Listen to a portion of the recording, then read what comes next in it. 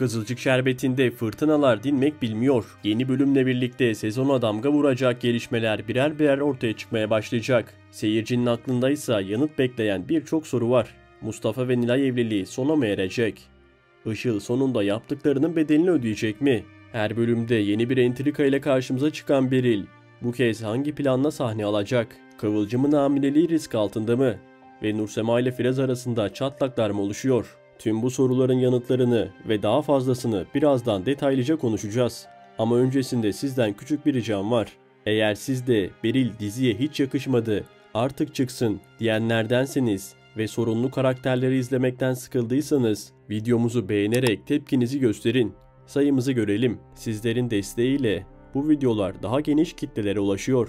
Ayrıca kanalımıza abone olduktan sonra bildirimleri açarsanız Kızılcık Şerbeti ile ilgili en güncel analizlerden anında haberdar olabilirsiniz. Hazırsanız şimdi arkanıza yaslanın ve birlikte Kızılcık Şerbeti'nin heyecan dolu yeni bölümünde bizleri nelerin beklediğine daha yakından bakalım. Annesi Pembe'nin vedasıyla derinden sarsılan Mustafa adeta kendini kaybetmiş durumda. İçinde bulunduğu acıyı bastıramayan Mustafa, yaşadığı büyük kayıptan dolayı çevresindeki herkesi suçlamaya başlıyor. Bir abi olarak ailesine destek olması beklenirken duygusal yapısı nedeniyle bu süreci en zor atlatan kişi olacak gibi görünüyor. Fragmandan anladığımız kadarıyla Pembe'nin hayatını kaybetmesinin nedeni karakterler arasında hala bilinmiyor. Üstelik yeni bölümde de bu gizemin aydınlanmayacağı görülüyor. İzleyici açısından bakıldığında bu senaryo biraz zayıf kalmış olabilir. Zira Pembe hastanede hayatını kaybetti ve böyle bir durumda mutlaka açıklanması beklenirdi. Kalp krizi mi geçirdi, nefessiz mi kaldı, yoksa biri mi zarar verdi? İzleyici zaten biliyor. Işıl Pembe'yi zehirledi. Ancak bu gerçeğin ortaya çıkması için yalnızca Işıl'ın vicdanına kalmak biraz mantıksız olabilir. Ya itirafta bulunmazsa? O zaman yaptıklarının bedelini hiç ödemeyecek mi? Tahminlerimize göre senaristler bu konuyu daha fazla uzatmadan çözüme kavuşturacak. Belki bu bölümde değil ama birkaç bölüm içinde Pembe'nin vefatının arkasındaki gerçek ortaya çıkacak. Ve bu da dizideki birçok karakterin kaderini doğrudan etkileyecek. Kıvılcım'ın Işıl'ı evine alması bazı izleyiciler tarafından tepkiyle karşılandı. Nasıl olur da onu evine aldı diyen birçok yorum gördük. Ama unutulmaması gereken çok önemli bir detay var. Henüz dizide kimse Işıl'ın Pembe'nin zehirlenmesine neden olduğunu bilmiyor. İzleyici olarak biz perde arkasını biliyoruz ama karakterler henüz bu gerçeğin farkında değil. Gerçekler elbette ortaya çıkacak ve Işıl'ın yaptıklarıyla yüzleştiği sahneler de yakında izleyicilerle buluşacak gibi duruyor.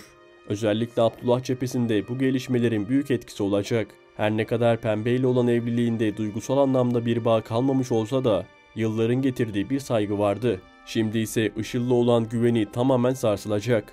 Işıl'ın üzerine çöken bu gölge Abdullah'la arasındaki tüm köprüleri birer birer yıkacak. Bu süreçte Abdullah'ın ailesinin yanından ayrılmadan onlara destek olmaya devam edeceğini düşünüyoruz. Işıl'a karşıysa mesafesini daha net bir şekilde arttıracaktır.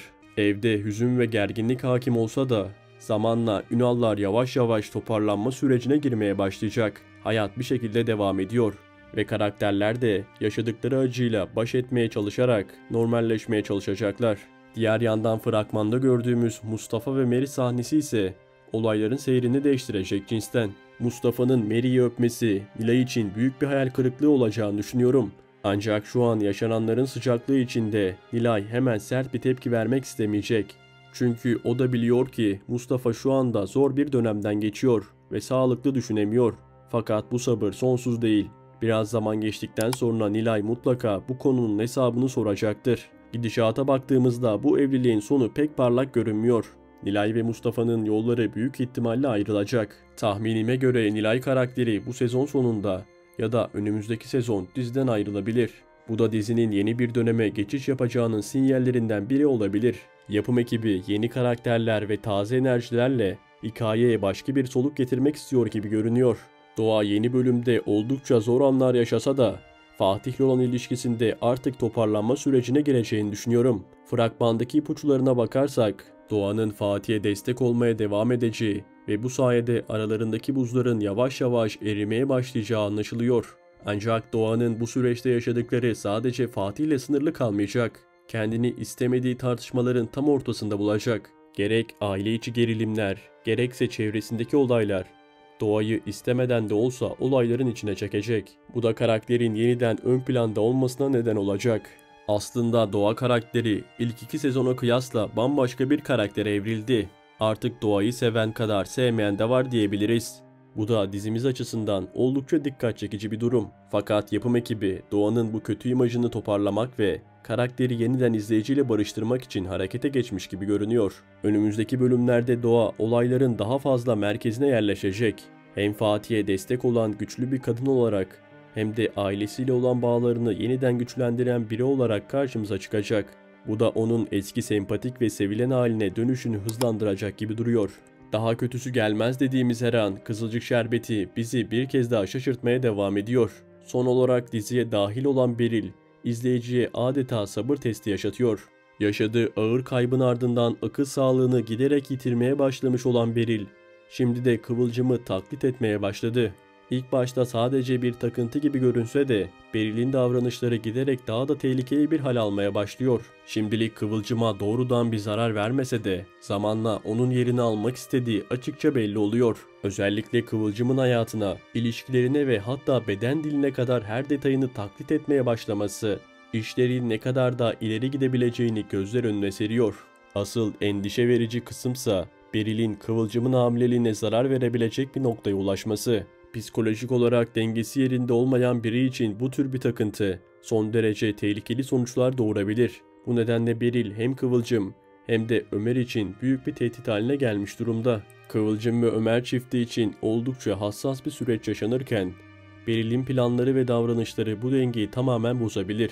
Önümüzdeki bölümlerde Beril'in Kıvılcım'a karşı daha sinsi adımlar atması ve hatta onun hayatını doğrudan zarar veren girişimlerde bulunma ihtimali oldukça yüksek. Nursema ve Firaz aşkı Kızılcık Şerbeti'nin en çok sevilen, en naif ilişkilerinden biri olarak öne çıkıyor. Her ne kadar son dönemde bu ilişkiyle ilgili bazı olumsuz söylentiler dolaşsa da ben çiftimizin bu zorlu süreçlerden sapasağlam çıkacağına inanıyorum. Aralarındaki sevgi, saygı ve anlayış temeline dayanan bu bağ öyle kolay kolay bozulacak gibi görünmüyor. İzleyici yorumlarını dikkatle takip eden bir yapım olan Kızılcık Şerbeti bu kadar sevilmiş ve destek görmüş bir çifti harcamaz diye düşünüyorum. Özellikle Pembe'nin vedasıyla ekran başındaki izleyicilerin duygusal anlamda yıprandığı şu günlerde en azından Nursema ve Firaz'ın aşkı umut veren bir detay olarak dizinin duygusal dengesini sağlayacaktır. Unutmadan söylemek gerekir ki bu dizi gerçek hayattan uyarlanan bir hikayeyi anlatıyor. Yani izlediğimiz tüm bu olayların bir şekilde yaşanmış olması olaylara bakış açımızı da değiştiriyor. Tüm bunları gerçek hayatta birebir yaşayan insanların olduğunu düşünmek bile insanın içini burkuyor.